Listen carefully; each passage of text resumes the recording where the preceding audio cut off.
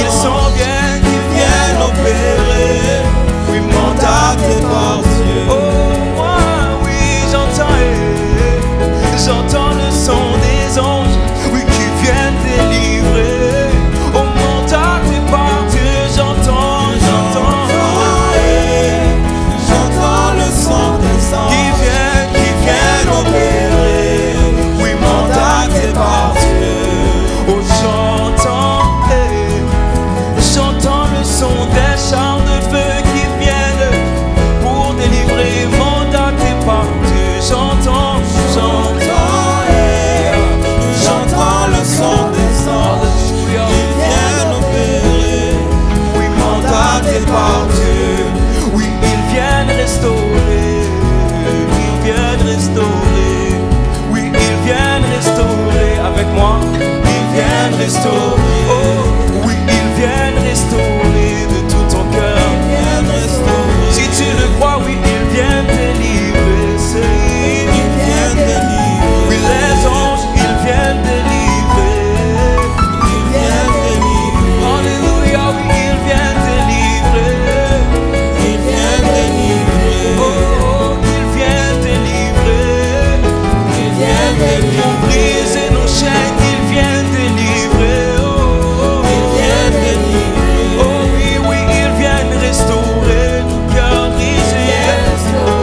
Les anges, ils viennent restaurer. Ils viennent restaurer. Continuez à le chanter, ils viennent restaurer. Ils viennent restaurer. Alléluia, ils viennent restaurer. Ils viennent restaurer. Ils viennent restaurer.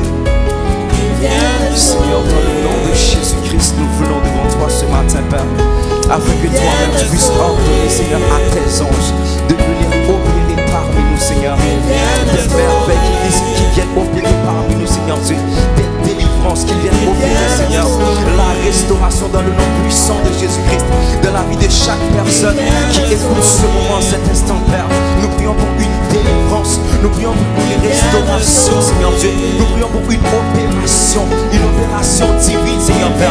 Nous prions pour une touchée céleste, une touchée qui viendra de toi, une touchée que, Seigneur, qui va se manifester et que tout le monde pourra témoigner, parce que les yeux vont voir et les oreilles vont entendre, Père, toutes ces choses que tu vas accomplir parmi nous, dans la vie, Seigneur Dieu, de l'église de Dieu la source, de la jeunesse, Père, de l'église de Dieu la source, de la vie de la personne qui écoute ce moment en cet instant.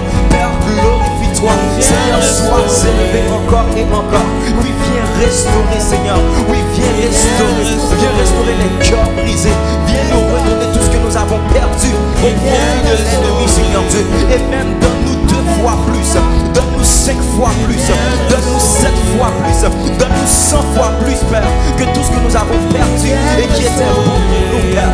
Dans le nom puissant de Jésus-Christ, nous prions pour une restauration familiale, une restauration financière, une restauration spirituelle, dans le nom de Jésus-Christ, une restauration sociale, dans le nom de Jésus-Christ, une restauration de discipline, dans le nom puissant de Jésus. Oui, Père, nous voulons voir ta main qui agisse parmi nous à travers tes anges éternels. Père, dans le nom de Jésus-Christ, nous t'en prions.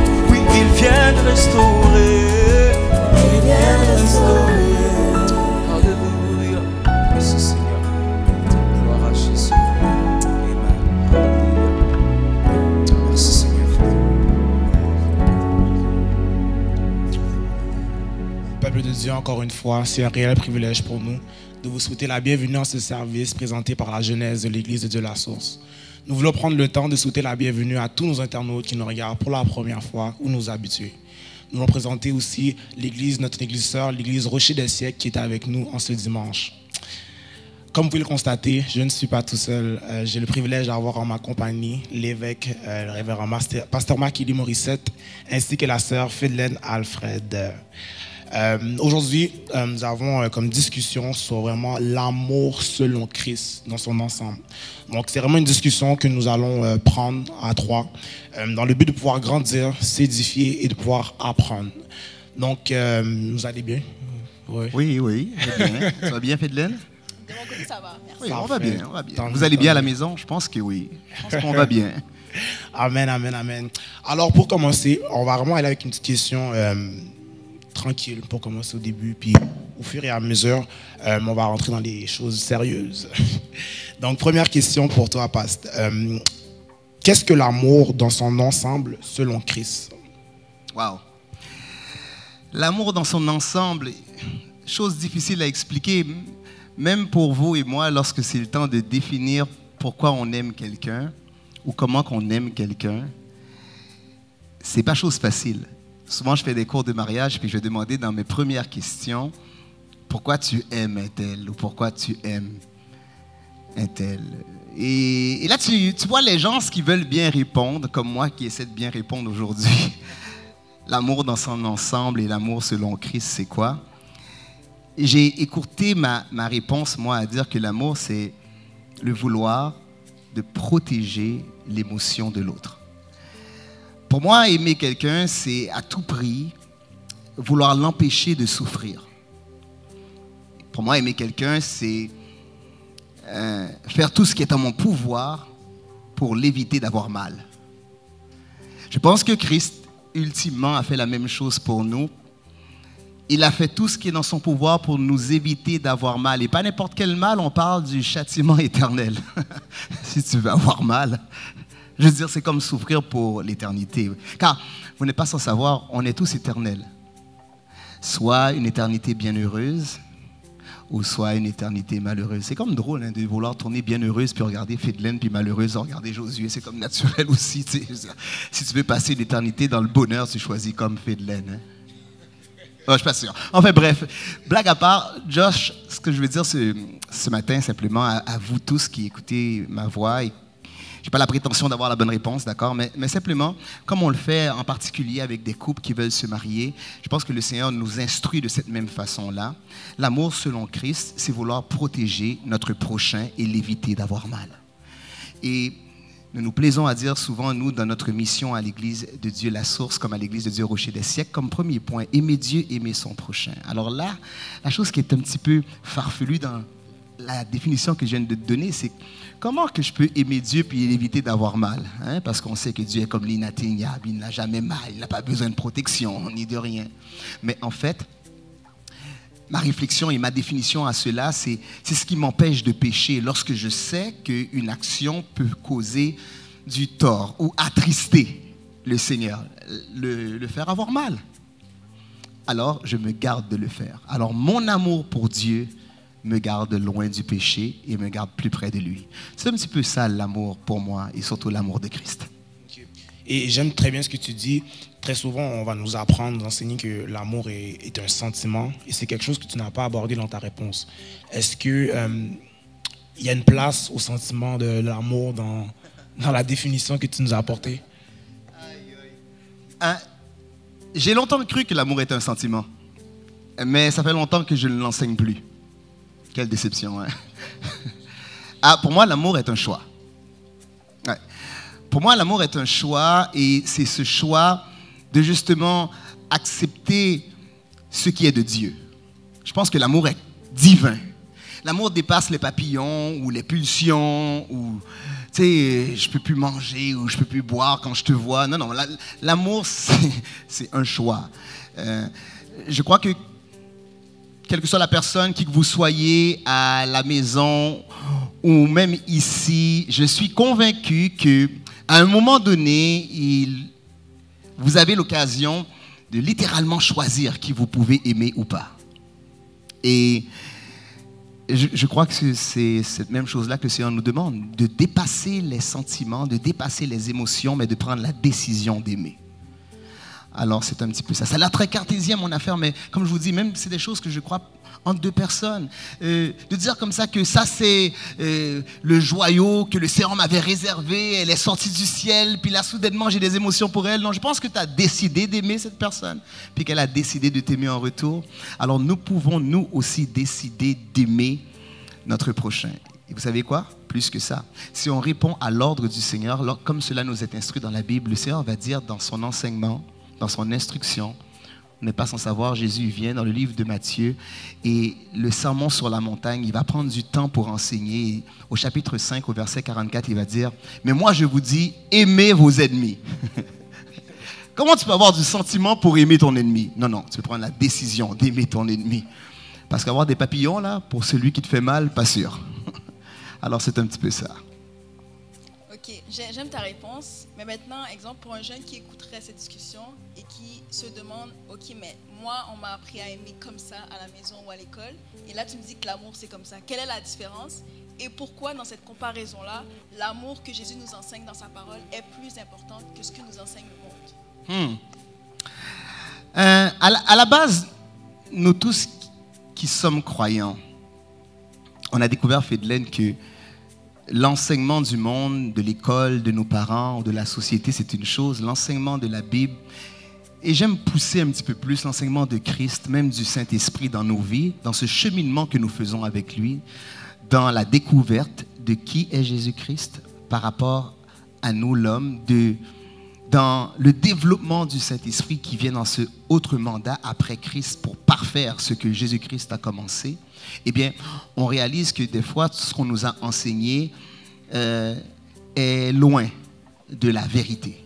Peut-être proche d'une réalité, mais de la vérité assez loin. Alors, je reviens à ta question, Fidèle, quand tu dis, ben, on nous a enseigné d'aimer comme ça. Et comme je dis, personne ne t'enseigne à aimer ton ennemi. D'abord, c'est un peu contre nature. C'est-à-dire que si tu me piles sur le pied, je ne peux pas littéralement t'aimer. À un moment donné, je veux me défendre, puis je veux arrêter ultimement que tu me piles sur le pied. Le Seigneur, lui, il vient puis il fait un enseignement tout autre. Et il nous dit d'aimer nos ennemis. Le courant de la société, le courant du monde a des enseignements et des instructions qui profitent au monde. Alors pourquoi on nous enseigne d'une telle ou telle autre manière? C'est pour justement favoriser le système dans lequel l'on vit. Vous savez, je parlais au ministre Kenny juste avant notre enregistrement, puis il y a beaucoup d'enseignements et d'instructions qu'on n'a pas reçues. Tu as comme l'impression que ça ne nous a pas été donné comme pour un petit peu toujours nous assujettir, pour qu'on ne soit jamais capable d'arriver dans certaines sphères de connaissances et certaines sphères de bien-être. Eh bien, vous savez quoi? Spirituellement, c'est aussi vrai. Il y a une connaissance de l'amour que si on ne t'enseigne jamais, tu ne peux jamais l'appliquer. Et comme tu ne l'appliques jamais, eh bien, jamais tu arrives dans un état de bien-être, dans cette dimension d'amour, comme tu viens de dire, Josh. Alors, tranquillement, nous cheminons, hein, et on apprend qu'il faut aimer nos ennemis, on essaie de le mettre en application, mais que cela vienne une réalité. Je suis sûr que vous avez peut-être déjà expérimenté où ce que quelqu'un vous a fait du tort, du mal, pendant un bout de temps, vous n'étiez pas capable de la sentir, pas capable de la parler, puis soudainement, dans ton cheminement spirituel, à un moment donné, tu te réveilles, tu la croises, puis tu es impressionné de voir comme ça. Voyons donc, je l'aime. Ça se peut pas. Mais c'est Dieu qui fait ça. Et au-delà de l'instruction, je pense que ça prend vraiment cette révélation, cette opération divine du Saint-Esprit pour que cet amour soit une réalité et pas juste une théorie.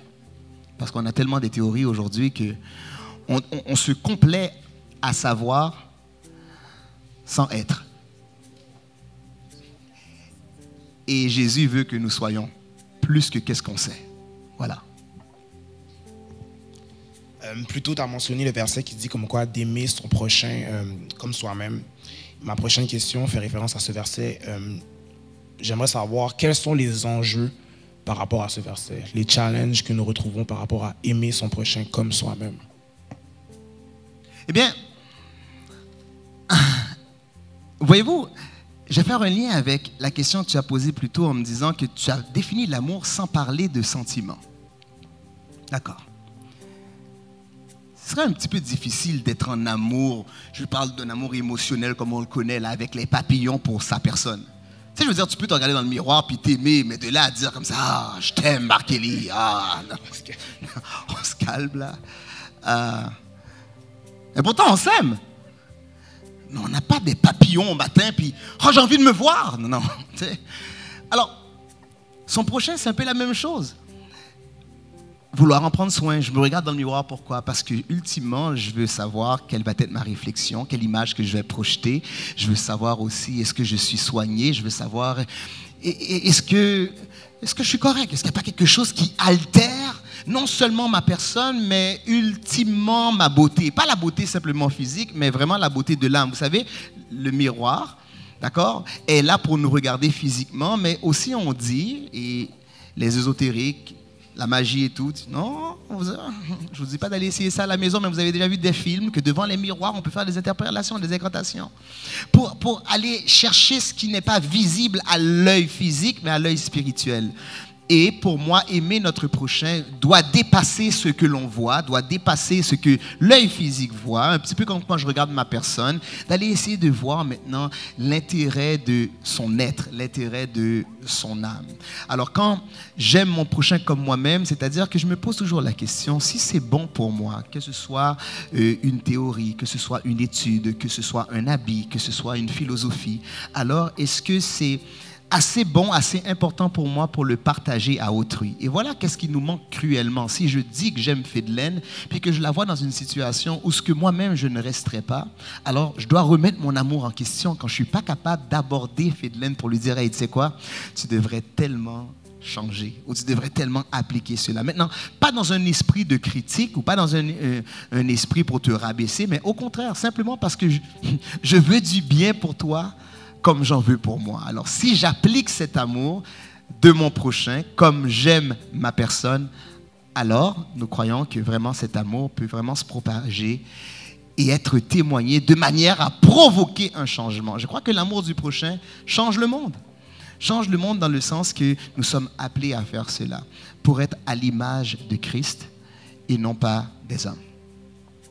J'aime ton point et est-ce que je comprends ta réponse? C'est sûr que tu aimes mon point. Ouais, mais j'aime ton point. Mais un autre point, c'est quoi l'amour? C'est quoi aimer mon point? Non, c'est non. quoi? Je te niaise. Non, mais c'est ça, j'aime ce que tu dis, j'aime ce que vous dites, mais ce que je comprends dans ce que tu dis, c'est qu'au-delà d'aimer l'autre personne, il faut apprendre à s'aimer soi-même. Donc comment? Surtout que maintenant, dans une génération en 2021, on a les médias, on a la société, on a la télévision. Les jeunes ont beaucoup de difficultés à s'aimer soi-même.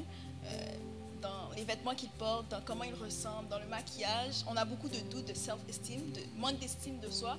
Donc, comment s'aimer soi-même avant? Puis, est-ce que c'est possible d'aimer l'autre si je m'aime pas? Parce qu'il y en a qui vont dire, « Oh oui, je t'aime, mais moi je suis pas trop. » En fait, et c'est là que je crois qu'on fait erreur encore en fonction de notre conception de l'amour. Vous savez, la conception de l'amour que l'on a dès qu'on est jeune, c'est qu'on se met des critères de beauté, des critères d'intelligence, des critères de société, puis on se dit, lorsqu'on rencontre une personne qui a ces 10 critères, selon notre échelle de valeur, là, qu'on nous a inculqué, puis là, on se dit, ben, je l'aime. Par exemple, on peut se dire, ben, OK, c'est les cheveux longs qui sont beaux. Alors, toutes les filles qui n'ont pas de cheveux longs vont pas s'aimer puisque tu as comme la compréhension qu'on t'a dit que c'est les cheveux longs. Il fut un temps, je remonte en arrière, pas si loin que ça, j'entends moins de nos jours, Josh, mais il fut un temps, il y avait un critère de beauté pour nous les Noirs, peut-être plus ceux qui sortaient d'Haïti, dans le ton de la couleur. Hein? Plus t'es clair, plus t'es beau. Puis on a eu cet héritage, même de Michael Jackson, qui veut dire, plus t'es blanc, puis plus t'es beau. Alors, imaginez-vous ce noir-là ou cette noire-là, cette fille-là, qui, elle, est plus foncée, puis que le critère de beauté, c'est d'être clair. Alors, chaque fois qu'elle se regarde, Fidèle, elle ne s'aime pas. OK. Alors, pour moi, vouloir s'aimer, c'est d'abord et avant tout vouloir prendre soin de soi. C'est, encore une fois, être les gardiens de nos émotions, d'être bien avec notre personne. Parce que sinon, cette quête de vouloir ressembler, vous savez, juste pour nous placer là tantôt, Josh a fait ce commentaire-là et moi, je l'entends presque une fois par jour dans ma vie. Ça revient, vous savez quoi, marquez les petits, marquez les petits, marquez les petits. Si mon critère de beauté, c'est la grandeur, c'est sûr que je suis totalement laid, là. Bon, d'accord, pour certains, je sais que ça l'est. J'ai déjà certaines filles qui m'ont dit, écoute, moi, Marc, t'es un turn-off déjà en partant parce que si t'es pas 6 pieds, je t'aime pas. Fait que j'ai prié pendant longtemps. J'ai dit, Seigneur, si tu existes vraiment, alors demain, demain quand je vais me réveiller, je vais mesurer 6 pieds. Et là, Seigneur, non seulement je vais t'accepter, mais ouais, définitivement, je vais savoir que de toi vient la beauté. Hein? Non, ça ne marche pas de même. Puis, vous aurez deviné que l'acceptation de soi, vouloir protéger qui on est, mais pas juste qui on est physiquement ou socialement, mais qui on est spirituellement. Et ça, il faut vraiment le découvrir, qui le Seigneur a dit que je suis, celui qui dit dès le ventre de ta mère je te connaissais. D'accord? Ce qu'on appelle aujourd'hui même notre ADN. D'accord? Quelque chose qui est divin encore. Et cet amour est divin. C'est pour ça que je reviens à ce premier verset que je vous ai dit. Moi, je vous dis, aimez vos ennemis. Ça n'a rien à voir avec le critère de beauté ou de sélection que l'on parle. Ça a tout à voir avec qu'est-ce que le Seigneur dit que nous sommes et que nous devons être. Voilà. J'aime ce que tu dis parce que je pense que si... Toi aussi, t'aimes ce que je dis. Là, je pense que je vais essayer de trouver quelque chose qu'ils aimeront pas. Faut que je fasse de quoi? C'est pas fait exprès, mais je pense que si on cherchait plus, comme tu as dit, à chercher l'amour de Dieu et pas dans ce que le monde va décrire comme beau, beaucoup plus de gens accepteraient la personne qu'ils sont petites, grandes, dark skin, peau plus foncée, peau plus claire. Puis je pense que c'est quelque chose qui s'apprend, mais qui prend comme un certain processus à appliquer puis à comprendre aussi. Et non, ça me fait réfléchir, puis j'aime vraiment ce que tu as dit. Ma prochaine question, c'est un peu plus par rapport à ce qui se passe autour de nous, à nos assemblées. Ma question est, au fil des années, as-tu l'impression que l'amour selon Christ se dégrade au sein de nos assemblées? Sinon, comment s'assurer de maintenir cet amour, voire le faire grandir? Vous savez quoi? L'assemblée n'est nulle autre chose que la représentation vraiment de la société, peut-être dans un plus micro, mais je ne vous apprendrai rien en vous disant que l'Église, dans le fond, c'est juste le rassemblement de personnes qui vivent dans notre communauté ou dans notre cercle un peu plus fermé. Alors, si on dit que le monde a un besoin énorme d'amour, ben, je vous dirais que l'Église encore plus, parce que ce qu'on a tendance à oublier, c'est que ce sont des gens malades qui viennent à l'Église. C'est des gens qui sont assoiffés, qui sont affamés de quelque chose de nouveau pour arrêter d'être dépressifs puis dire, bon, OK, on parle de Dieu, on parle de Jésus, OK, lui, il va changer ma vie. Alors, quand tu rentres dans l'Église, tu rentres avec tous tes défauts, tous tes problèmes, tous tes besoins, toutes tes déceptions. Donc, des fois, on est même dans un niveau pire de frustration qu'à l'extérieur. Parce qu'à l'extérieur, ils sont encore capables des fois de toffer. Et quand tu rentres à l'église, tu te dis, bon, ça devrait être mon secours ultime. Je reviens avec qu'est-ce que je dis dans nos assemblées. Ben, nos assemblées sont quand même des gens, comme je vous dis, là, qui ont un besoin criant d'amour. Mais déjà, on a chacun nos problèmes. Ensuite, on s'attend à ce que le pasteur ou que le frère ou que la sœur vienne combler ce besoin chez nous. Et on est littéralement déçus. C'est comme la plupart des jeunes filles qui... Bon, je ne vais pas dire... Ben ouais, c'est ça, mais il y a des garçons comme ça aussi. Là, je ne vais pas être sexiste, mais... Tu sais, ils me disent, pasteur, il faut que je me marie, il faut que je me marie. Quand tu te demandes pourquoi, ils disent, mais j'ai besoin de quelqu'un pour prendre soin de moi. J'ai besoin de quelqu'un pour m'aimer. Et là, ouais, comme tu dis, Yoka, saisis, parce que souvent, la personne avec qui tu te maries, même elle, voilà... Ça revient à ce qu'on disait tout à l'heure. Alors, dans nos assemblées, est-ce que je vois ça dégradé? Je pense que dégradé, c'est un mot un peu fort. Je crois qu'il y a une certaine forme d'amélioration et je crois que comme dans n'importe quelle entreprise ou comme n'importe quelle société, dans nos assemblées, dans nos églises, il y a des cycles. OK. Il y a des cycles où ce que l'amour est vraiment en pente montante. Là. Ça veut dire qu'il y a une génération qui a expérimenté cet amour-là. OK. Agapé, partage d'habits, de nourriture, d'accolade, vraiment sans aucune arrière-pensée. Il y a une société qui a vécu que l'amour, même du prochain, est chose plus naturelle. Pas besoin d'être dans l'église. C'est-à-dire qu'il te voit dans les rues, c'est mon voisin, c'est ma voisine. Puis littéralement, elle veut faire attention. Elle veut être le gardien de les émotions sans avoir nécessairement une profonde ou étroite relation. Juste de savoir que c'est mon voisin, j'en prends soin. Right? J'ai encore ma voisine qui est depuis longtemps, là je vous remonte dans les années 94, elle nous connaît depuis lors et ma mère est partie en ambulance il y a 2-3 semaines de cela et littéralement chaque 1 ou 2 jours, elle va des fois traverser la rue, elle va venir à la maison, elle va sonner pour savoir comment va maman. D'accord? Elle connaît nos noms. C'est quelque chose d'extraordinaire, puis elle a toujours de la difficulté à dire le nom de Guerline. Redis-moi encore ton nom. Et puis c'est dur pour une anglaise. Mais où est-ce que je m'en vais par là, c'est de dire que la société n'est pas différente de l'Église en fonction du cycle, en fonction du temps. Il y a des moments où cet amour est plus fort, plus réel. Aujourd'hui, tu déménages dans un quartier, Josh. Puis le voisin, là, à moins d'être une autre culture, tout le monde est un peu plus renfermé, tout le monde fait un petit peu plus attention. Alors qu'il fut un temps, on disait c'était monnaie courante. Tu déménages dans un quartier, le voisin, il t'accueille, il te donne un panier. Tu sais, bonjour, on est les voisins. Il te donne... Je dis ça là comme si c'était étranger à nous, mais il y a peut-être 1 an ou 2 ans, Garline n'est pas là pour me le confirmer, notre voisin, un nouveau voisin d'à côté, il est venu, il nous a donné un panier rempli de chocolat, café, thé, etc. C'est lui qui vient d'arriver. J'étais vraiment surpris. Puis... c'est après, elle disait oui, ça se fait. Puis nous aussi, on s'est senti comme le besoin d'aller retourner la politesse. Dans nos églises, c'est ce qui nous manque un petit peu. Ce cycle qui nous ramène en disant, OK, notre prochain, d'avoir une relation, de briser les barrières, des on-dit, des regards, pour que tu puisses ressentir que, OK, dans nos assemblées, l'amour est une pente croissante. Peut-être on vit un cycle aujourd'hui, plus de distanciation, plus de faire affaire par, m'a fait affaire par, mais je crois que ça ne durera pas. Et quand on regarde une assemblée, par exemple, comme l'Église de Dieu La Source, 45 ans, l'Église de Dieu Rocher des siècles, 18 ans, tu vois que le cycle générationnel est différent. Tu vois que où ce qu'ils ont parti dans leur courbe est différent. Mais la bonne nouvelle là-dessus, c'est que Dieu, il y a plus de 2000 ans de cela, d'accord, a donné le secret et l'ordre de comment fonctionner. Si on veut l'appliquer aujourd'hui, ça marche encore. Ça marche encore dans l'Église de juste prendre le temps de prendre soin l'un de l'autre en fonction de qui Dieu a dit que l'on est, que nous sommes. Alors, dans nos assemblées, ça a peut-être qu'on est dans le cycle plus bas, mais j'ai bonne confiance que quand le cycle va remonter, eh bien, on va être ensemble capables d'atteindre de nouveaux supérieurs à ce que nous vivons présentement comme amour.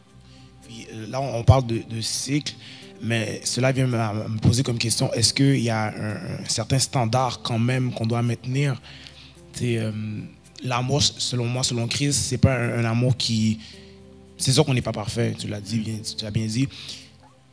Mais il doit quand même avoir un certain standard, non? Comme on parle de cycle, ça monte. Aujourd'hui, je t'aime moins. Aujourd'hui, je t'aime plus. Je te demande un peu plus de l'amour. Il n'y a pas un certain standard quand même qui doit... Ah, c'est clair. C'est clair. Et puis, il y a un standard, mais avant de l'atteindre, vous savez, on est encore dans cette génération, dans ce monde où tout doit être rapide, instantané. Si ça ne marche pas en dedans de 3 mois, ça veut dire que ce n'est pas bon. Alors que c'est un long processus. Comment pouvez-vous comprendre que Jésus fait 3 ans enseigner ses disciples et puis il a mentionné les choses de l'amour. Dans Jean 17, il va venir faire cette prière. Il dit, Père, pour qu'ils restent unis, pour qu'ils restent ensemble. C'est quand même fort, là. Je veux dire, 3 ans à faire des miracles, à marcher sur les eaux, à avoir des prodiges, c'est quand même... Qu'est-ce que tu veux comme mieux, comme professeur, ou comme miracle, ou comme signe? On n'a pas vu ça. As-tu marché sur les eaux, toi, récemment? As-tu multiplié du pain, toi? Et pourtant, le Seigneur vient, puis va faire cette prière pour demander l'unité, demander l'amour, d'être un comme nous, on est un. Alors, yo, guys, on n'a pas vu Jésus. Tu as juste marqué lui. Tu veux ce certain standard. Les disciples ont pris un certain temps pour l'avoir. Je pense qu'il faut relaxer un peu. D'accord? Et puis, laisser le Saint-Esprit opérer en nous. Si on ne le fait pas, d'ailleurs, on n'appréciera pas l'intervention divine de Dieu dans l'être humain. D'accord? On aura tendance à croire que ce sont nos belles théories qui font de nous ce qu'on est aujourd'hui. Je pense que la théorie est bonne. Je pense que la discipline est encore meilleure et que la pratique rend parfait. Et c'est pour ça que le Seigneur, au travers des épreuves, eh bien, il nous rend parfaits tranquillement. Alors, oui, Josh, il nous fait un certain standard. Je pense que le standard, c'est Christ. Le barème, c'est Christ. Malheureusement, nous avons trop souvent nos interprétations, nos échelles de valeur pour définir si on doit ou pas. Et ça nous freine et ça nous empêche simplement d'être, si tu veux, j'aime pas le mot standard, mais d'être au minimum, tiens, au minimum de qu'est-ce que Dieu veut que nous soyons. Alors, si la critique est pour nous faire réaliser ou pour me dire comme pasteur, écoute, l'Église est malade ou on devrait être mieux, la réponse à ça, timidement, j'ai envie de dire oui, Josh. Mais encore, l'Église est le rassemblement de malades qui cherchent la guérison en Christ. Alors, c'est correct. Je pense que c'est quelque chose qu'on oublie très souvent. Bon, ça va être un sujet pour une autre conversation, mais l'Église est un recueillement de malades, comme tu as dit. Je pense que c'est quelque chose qu'on doit constamment garder en tête, parce que je pense que plusieurs personnes ont une vision de l'Église qui n'a pas lieu d'être, en fait. Donc, ouais, c'est bon. Moi, ma question maintenant concerne un peu ce que tu as dit pour ce qui a trait à tes voisins. Okay. Donc, mais là, on comprend que ce n'est pas de l'amour comme dans une relation amoureuse. Mm-hmm. On parle d'amitié. Okay. Donc maintenant, ma question, moi, c'est pour ce qui a trait à l'amitié. C'est quoi une amitié selon Jésus? Je pense qu'il y a un verset dans la Bible qui va dire que l'ami est celui pour qui tu es prêt à mourir. Puis on sait beaucoup que dans le monde, on dit que les amis se comptent sur les doigts d'une main. Puis sinon, les restes, c'est des connaissances. Souvent, on va toujours faire « Oh, je fais attention, j'ai pas trop d'amis, faites attention. » Donc, parce que là, on doit aimer tout le monde. C'est un peu ce qu'on comprend. Aime ton prochain comme toi-même. Est-ce que parce que j'aime tout le monde, c'est mes amis? Et c'est quoi l'amitié selon Jésus? Comment il définit ça? Si on pense à David et Jonathan, ils avaient une forte amitié. Mais est-ce que c'est ça? Est-ce que c'est vraiment comme ça que je dois aimer mes amis? Est-ce que je dois toutes les aimer comme ça? La question est très, très bonne. Surtout Surtout à moi, souvent, des fois, je me demande, est-ce que j'ai vraiment des amis, tu sais? J'ai souvent dit, il faut que je fasse attention. Est-ce que c'est correct de ne pas avoir d'amis? Pas me faire taper. Non, ok. On va en parler. Bon. Ok, il ne faut pas aller trop vite. Un verset dans la Bible. J'aime mettre le texte dans son contexte, ou tout au moins le lire. Ok, juste pour voir. Parce que le commandement d'amour va shifter avec l'amitié. Souvent, on pense que l'amour est plus grand que l'amitié. Je ne suis pas sûr.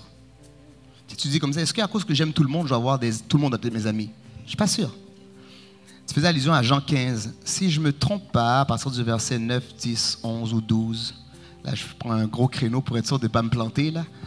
Mais si j'avais à choisir, je pense que je choisirais le verset 12. Je ne sais pas si les écrans sont fonctionnels parce que là, on ne s'attendait pas à ce que je puisse prêcher, mais ce serait bon d'avoir un support dans Jean 15, verset 12 pour voir. C'est à cause de toi, Fidelaine. Tu aurais pu dire la référence, puis là, j'aurais bien paru. Mais quand le Seigneur va parler, là, d'abord, il va dire justement ce concept d'unité. Il va commencer dans Jean 15, verset 1er, « Je suis le cep et vous êtes le verrier ». Il va dire « Je suis le vrai cep ». Parce qu'il va parler de rester connecté en lui, d'accord? Puis, il va parler du concept d'amour, mais il va aller dans une phase encore plus grande avec les amis. Là, je vois les écrans changer. Est-ce qu'on va mettre le texte ou pas du tout? Alors, c'est cool. Il va aller dans un contexte d'amis, puis il va dire « C'est ici mon commandement, aimez-vous les uns les autres comme je vous ai aimés ». D'accord? Puis au verset 13, il va dire « Il n'y a pas plus grand amour que de donner sa vie pour ses amis ». C'est à ça que tu faisais référence. Mais voyez-vous comment que là, c'est plus profond encore. Là. Hein? Tu sais, puis je fais le parallèle encore avec aimer nos ennemis. Puis là, il n'y a pas de plus grand amour que de donner sa vie pour ses amis. Et il y a une dimension plus forte. Tu me parles maintenant, est-ce qu'on doit aimer tout le monde ou être avec tout le monde? Eh bien, vous savez qu'est-ce que, tu sais, en termes de relation, en termes de proximité, en termes de, avec qui, c'est qui mon crew, c'est qui se tient avec moi? Je pense qu'il faut connaître vraiment qui est sa personne, quelle est sa nature, et pas le critère des hommes, mais le critère de Dieu pour découvrir cette amitié selon la même appel, la même mesure, la même valeur, entre guillemets, que le Seigneur fait mon prochain être à côté de moi. Et si je ne me trompe pas, c'est Proverbe 27, verset 17. Proverbe 27, vous pourrez le lire dans son entièreté. D'abord, on pourra même revenir au verset 6 de Proverbe 27.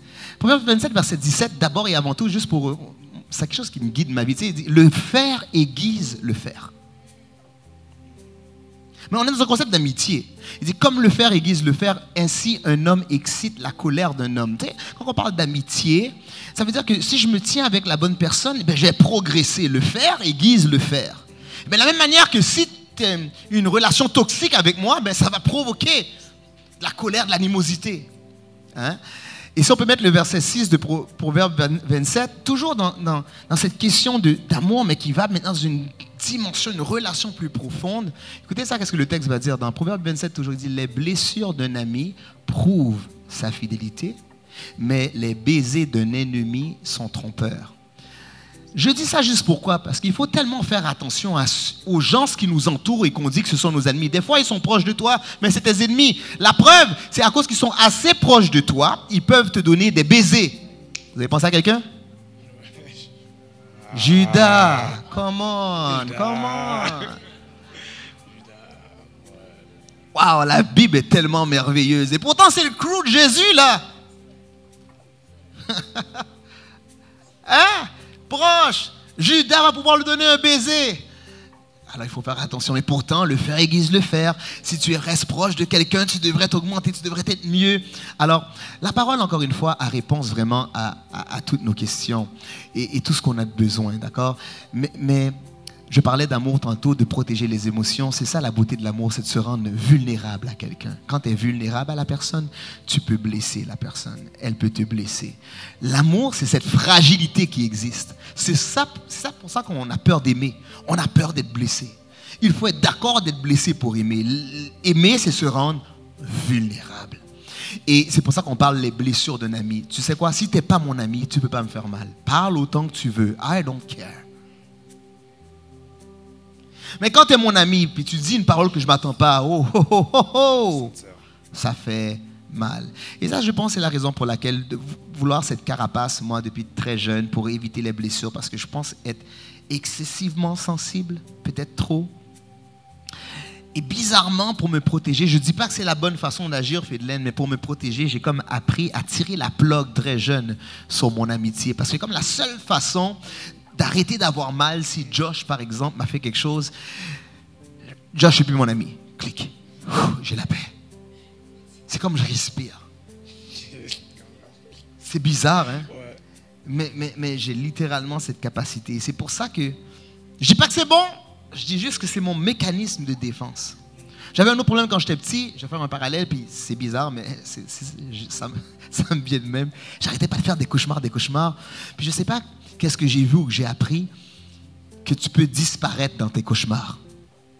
Alors là, c'était mon secret. Dès qu'il me faisait peur, je disparaissais. Il n'y en avait plus de problème.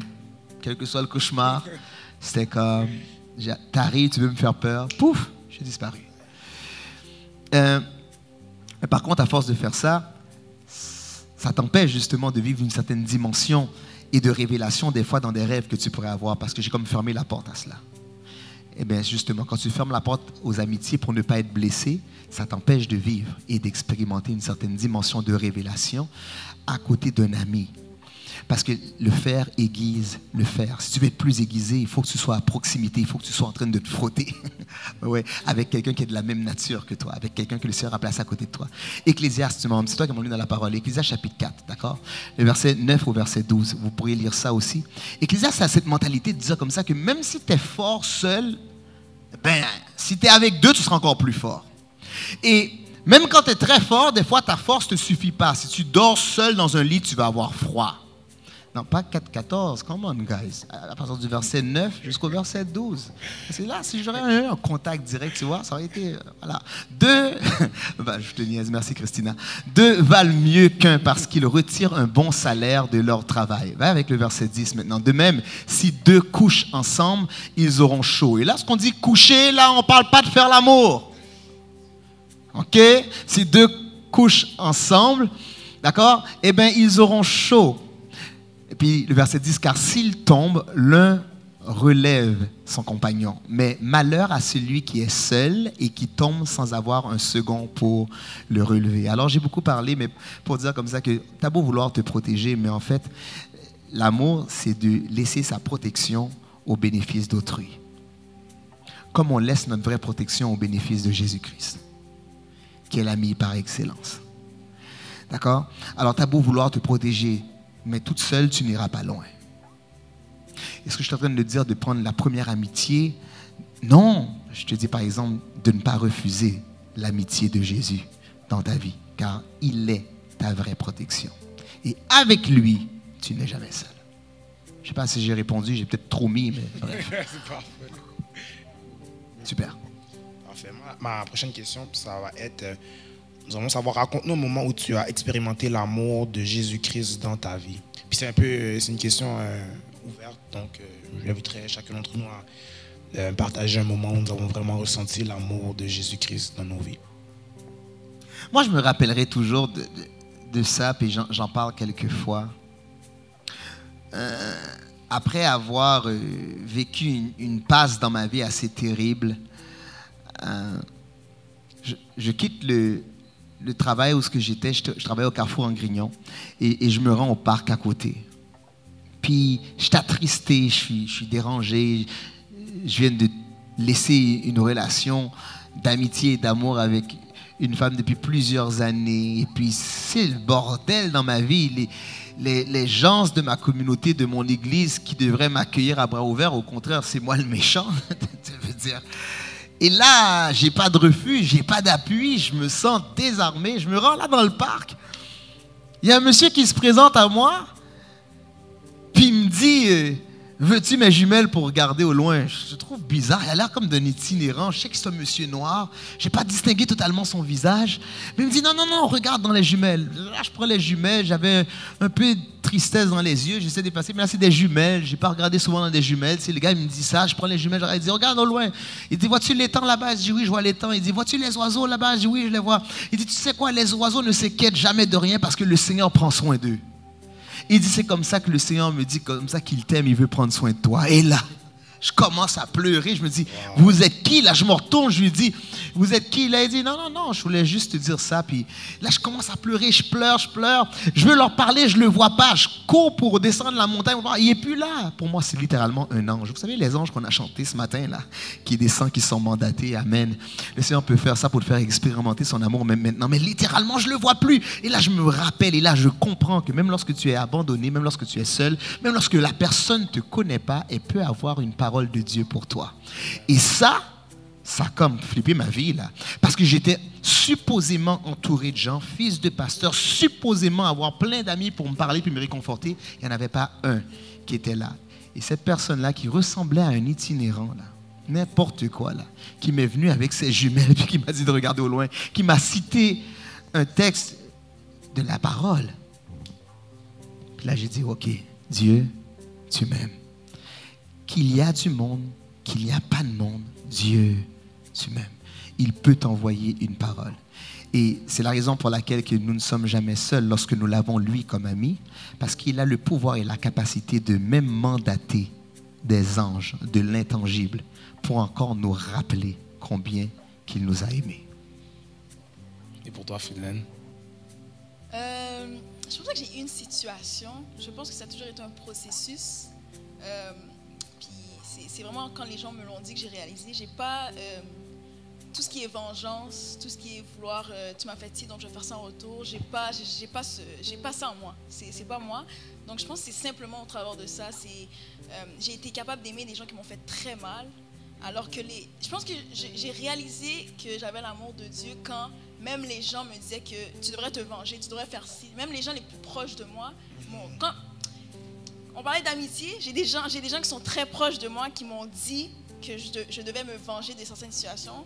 Puis quand j'ai vu que ce n'était pas nécessaire, c'est là que j'ai compris l'amour de Dieu. Parce que tout le monde autour de moi aussi me disait, tu devrais te venger, tu devrais faire ci, tu devrais faire ça. Donc je pense que c'est là que j'ai réalisé, ok, j'ai vraiment l'amour de Dieu parce que j'ai même pas d'intérêt à le faire. Je vois pas ça sert à quoi que je le fasse. Je t'aime, puis je vais continuer à t'aimer. Puis c'est fou parce que souvent les gens vont penser que tu te fais utiliser parce que tu fais rien, t'es faible, tu fais rien. Puis c'est comme ça que je le sais parce que malgré ce que les gens disent, malgré ce que les gens peuvent me faire penser, que je suis faible, que tu vas te faire utiliser toute ta vie, tu es vulnérable, puis ça revient à la vulnérabilité aussi, comme tu disais. C'est là que j'ai réalisé, ok, comme je pense que j'ai vraiment l'amour de Dieu parce que j'ai aucun intérêt à te faire ça. Puis tu me faire le plus grand mal, si tu reviens, je vais t'aider. Je suis vraiment comme ça. Puis c'est pour ça que les gens disent que je suis faible parce que même si tu m'aurais fait mal puis que tu reviens, je vais t'aider. Je suis comme ça, je peux pas t'aider. Je suis consciente que tu m'as fait mal, puis je veux peut-être pas être autant là pour toi, mais si tu as besoin de moi, je suis là. Wow. Puis je pense que c'est juste un processus, puis c'est toujours comme ça. Puis malgré ce que les gens disent, j'ai pas ce problème-là. Et toi, Josh, il faut que tu partages aussi, parce que là, tu nous poses la question sans dire rien, toi. Ouais, non, pour vrai, je me rappelle très bien. C'était pendant que je travaillais. Pour mettre en contexte, je fais de la patrouille sur les chantiers, différents chantiers de construction à Montréal. Puis durant cette semaine-là, j'avais lu dans les nouvelles la mort d'un jeune garçon qui promenait son chien à Pointe-aux-Trembles, puis il s'est fait frapper par un train. Un peu nébuleux comme histoire. Et là, j'étais comme, waouh, regarde-moi une fin tragique. Et pendant que j'ai eu à cœur de prier pour la famille de ce jeune garçon-là, et pendant que je priais, j'étais en train de conduire, je priais. Puis pendant que je priais, c'est comme si que je voyais comme si une mère qui pleurait la mort de ce jeune garçon-là. Puis c'est comme si, pendant que je priais aussi, je voyais aussi une petite fille, probablement peut-être sa sœur, je ne sais pas s'il y avait une sœur ou peu importe, je n'ai pas cherché à savoir. Puis pendant que je priais, c'est comme si je ressentais la douleur de la mère et de la fille qui pleuraient la mort de ce jeune garçon-là. Et pendant que je conduisais, j'ai commencé à pleurer.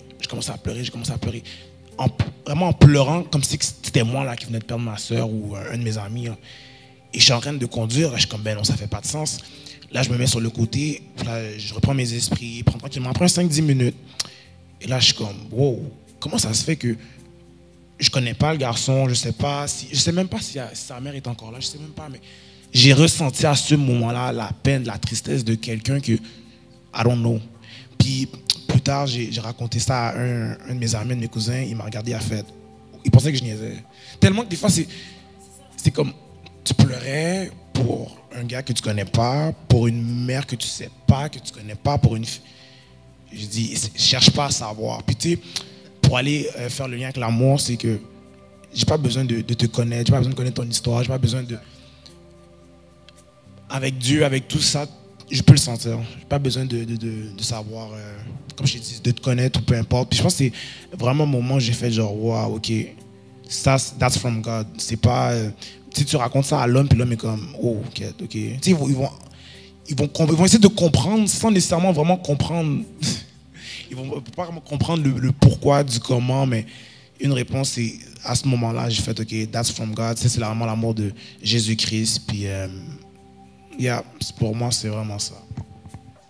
J'avais l'impression que tu voulais rajouter quelque chose à ce qu'il dit. Ce que j'allais dire, c'est que c'est incompréhensible. Puis souvent, c'est ça l'amour de Jésus, c'est que c'est incompréhensible. Tu peux pas l'expliquer. Comme je disais, les gens vont parler, mais tu peux pas l'expliquer, c'est juste...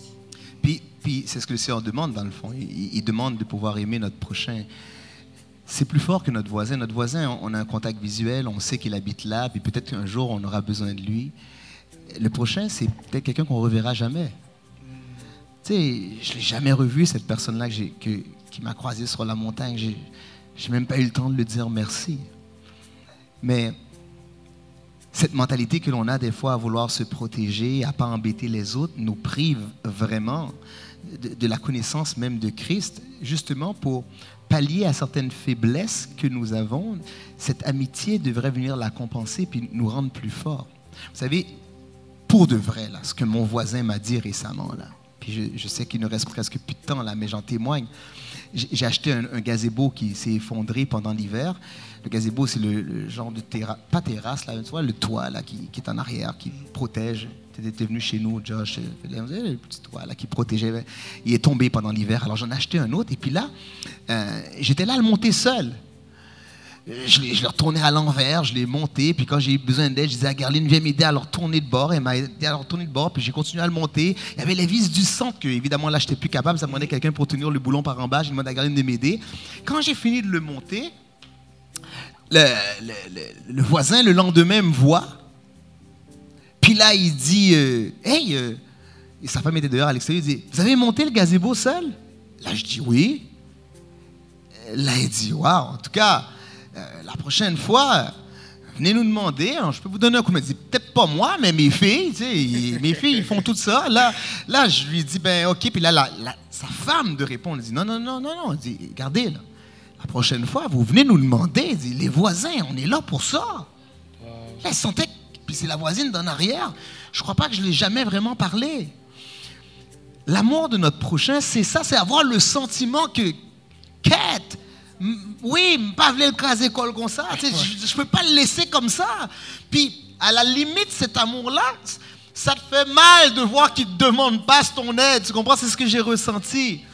Alors, ouais, il serait temps qu'on soit de même, qu'on laisse notre fierté puis notre orgueil de côté, mais que vraiment on soit capable de juste exercer puis de vivre la parole. Je vous dis, ces gens-là ne sont même pas chrétiens, là. Puis ils me l'ont offert comme ça. J'en étais tellement surpris encore que je l'ai dit à ma femme. Je lui ai dit, waouh, regarde, ils sentent quasiment vexés de ça. Puis je ne suis pas étonné de vous voir dire des choses qui ne s'expliquent pas, incompréhensibles, mais il y a de quoi en dedans. Je pense que c'est divin. Maintenant, voulons-nous prendre cette décision, cette soumission de laisser ça dominer sur nous, de nous rendre vulnérables? Ça, c'est à nous de voir. C'est plus que les papillons, tout ça. Vous voyez que vous avez parlé là? Vous avez parlé d'ennemis, de vengeance. Tu as parlé, toi, de pleurs, de tristesse. C'était pas une affaire, waouh, je capote, je t'aime. Non. C'était, OK, je veux être là, puis pour toi, qui est mon prochain. Alors, j'ose espérer que ce matin, que ce soit une réalité, même si vous n'avez pas l'occasion de partager votre témoignage, de juste de voir comme ça que des fois, la sensibilité de l'autre, la blessure de l'autre peut produire, peut faire jaillir et vous-même vous faire découvrir l'amour de Dieu en vous. Amen, amen, amen. Waouh. Je pense que je serais resté encore là pendant encore un bon bout. Peuple de Dieu, c'est ce qui va mettre fin à ce panel sur vraiment l'amour selon Christ. Nous espérons que vous avez été bénis, édifiés, que vous avez pu en apprendre davantage sur vraiment l'amour selon Christ. Je voulais prendre le temps aussi, si vous avez des suggestions de thèmes, de sujets que vous voulez aborder différents prochains panels que peut-être, si Dieu nous le permet, auront lieu. N'hésitez pas à les écrire dans les commentaires, n'hésitez pas à nous les faire part sur les différentes plateformes de l'Église de Dieu la Source ou Rocher des Siècles, sur les comptes Facebook, Instagram et autres. Un gros merci. Merci à toi, Paz, de t'être prêté. Merci de m'avoir invité. Merci Fidelaine. Merci Fidelaine. Et merci à notre ministre aussi qui a permis que tout cela, qui est là, Ministre Chami aussi, qui sont là avec nous. Amen. Un gros merci à vous, à Carl aussi, qui a su avoir cette vision pour ce service-là, et son équipe, dans le fond. Encore une fois, merci, un gros merci à vous tous. Que le Seigneur vous bénisse et au plaisir de vous revoir sous peu. Que le Seigneur vous bénisse. Merci, le Seigneur vous bénisse.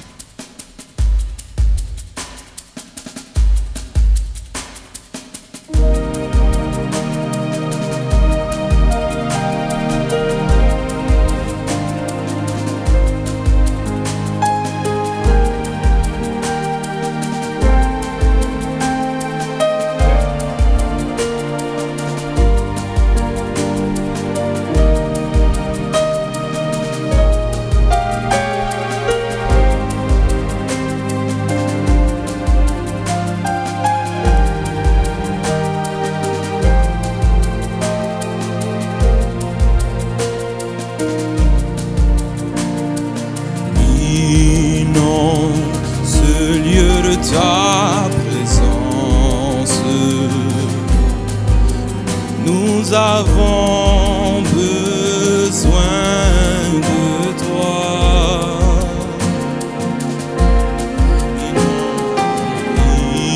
Inonde ce lieu de ta présence. Nous avons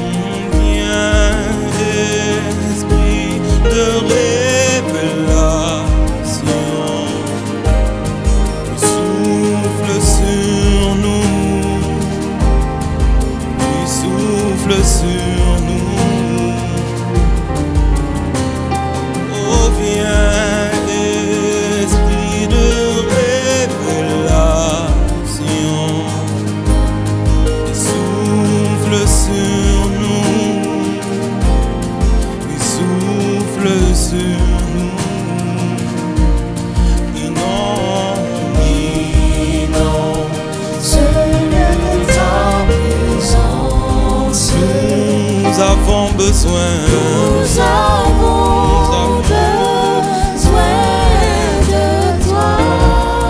Inonde ce lieu, inonde ce lieu de ta présence. Nous avons besoin.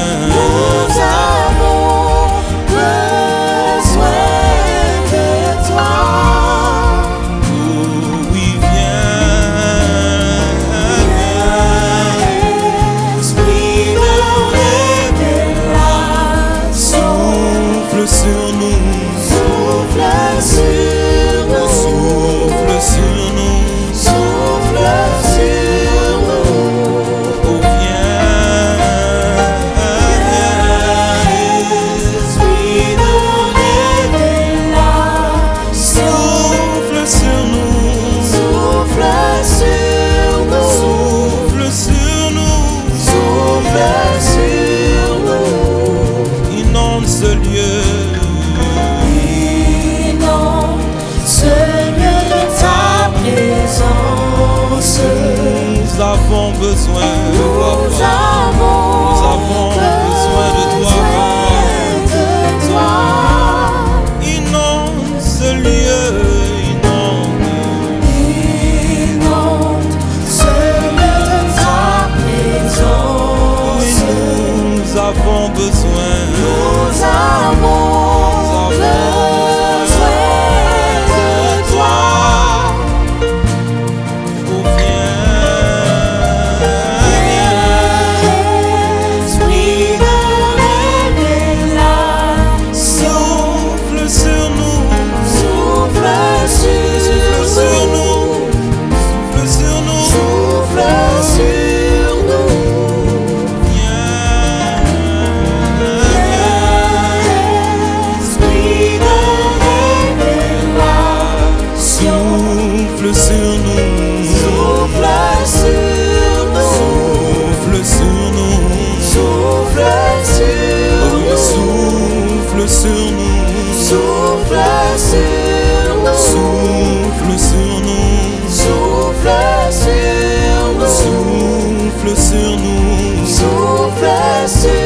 Papa, souffle sur nous. Souffle sur Oh, nous. souffle sur nous. Souffle sur nous. Souffle sur nous. Souffle sur nous.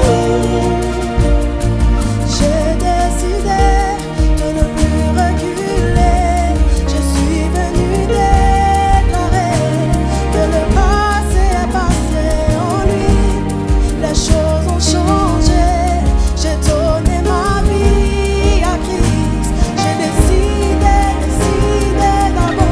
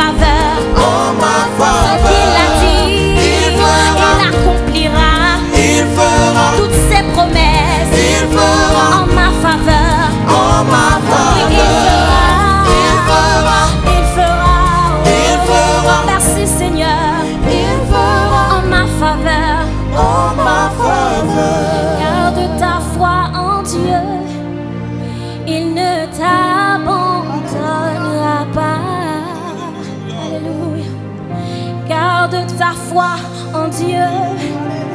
Il ne t'abandonnera pas. Dis ça. Oh oui, garde ta foi en Dieu. Il ne t'abandonnera pas. Je sais pas c'est quoi les problèmes, mais je suis venue te dire. Garde ta foi en Dieu. Il ne t'abandonnera pas. Oh.